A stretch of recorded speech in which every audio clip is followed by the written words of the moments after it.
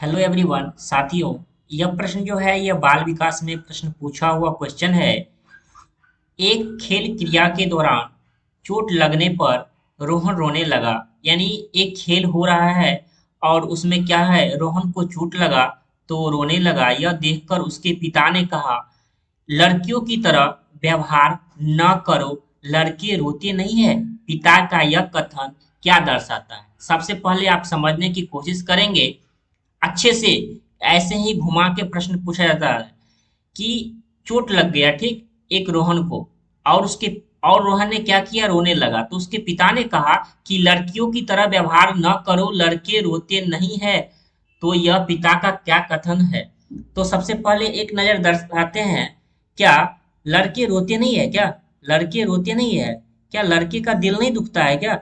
जब, हाँ, लड़के रोते हैं। तो लड़के कब रोते हैं? तो ऐसा नहीं है कि बहुत लोग कहते हैं कि लड़के जो रोते हैं ना, जब लड़के का, ये रेड कलम से लिख रहा हूँ, दिल दिल जब टूटता है तो लड़के रोते हैं। तो क्या लड़की नहीं रोते हैं क्या? लड़की भी रोते हैं और लड़के भी रोते हैं। तो एक आप इस कॉन्सेप्ट को समझने की कोशिश करेंगे कि लड़के रोते हैं, क्या लड़की नहीं रोते हैं?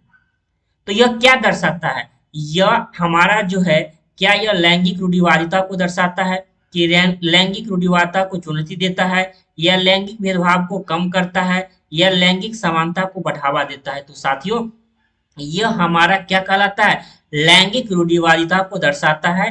लैंगिक रूढ़िवादिता में कहा जाता है कि जैसे अगर घर का काम है तो घर का काम सिर्फ महिला करेगी। क्या पुरुष नहीं कर सकती है? हाँ, पुरुष और महिला दोनों घर का काम कर सकती है।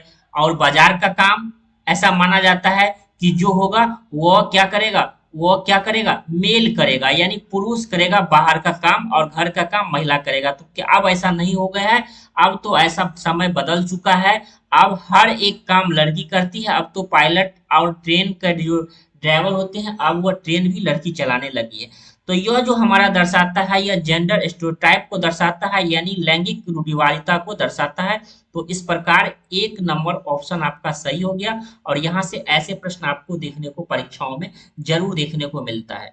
अगला प्रश्न है, कहता है एक प्रगतिशील कक्षा में, क्या एक प्रगतिशील प्रोग्रेसिव क्लासरूम की बात कर रही है, अध्यापक को जटिल पाठ्यक्रम का पालन करना चाहिए? क्या एक टीचर को अटल पाठ्यक्रम का पालन करना चाहिए, एक कठिन करने का फिक्स क्या, कि नहीं यही होना चाहिए? गलत बात है। विद्यार्थियों में प्रतिस्पर्धा पर बल देना चाहिए। क्या आप हमेशा कंपटीशन पर बल देंगे कि अच्छा मोहन तेज है, अच्छा सोहन तुम तेज क्यों नहीं हो, तुम क्यों ना पढ़ते हो? या फिर ज्ञान की संरचना के लिए बच्चों के मौके अवसर प्रदान करना चाहिए? यानी ऑप्शन नंबर हमारा सी जो है, यह आपका करेक्ट हो गया।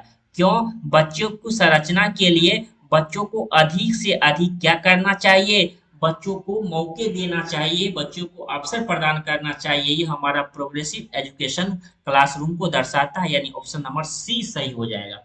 देखिए परीक्षा में कैसे छांटना है। अध्यापक को अटल परिश्रम कहता है, फिक्स की बात हो रहा है तो फिक्स नहीं होना चाहिए, ठीक, गलत हो गया। प्रतिस्पर्धा पर बल देना चाहिए। देखिए प्रतिस्पर्धा कंपटीशन की बात होना चाहिए, लेकिन ये कहता है प्रतिस्पर्धा पर बल देना चाहिए, बल देना चाहिए कंपटीशन की। राम तेज है तो मोहन क्यों नहीं तेज है? तो ऐसा नहीं होना चाहिए। बच्चों को अगर आप अवसर देते हैं तो ऑलरेडी बच्चा तेज बन जाएगा। इस प्रकार क्या होगा, इस प्रकार आप ऑप्शन को छांट सकते हैं। अगला है,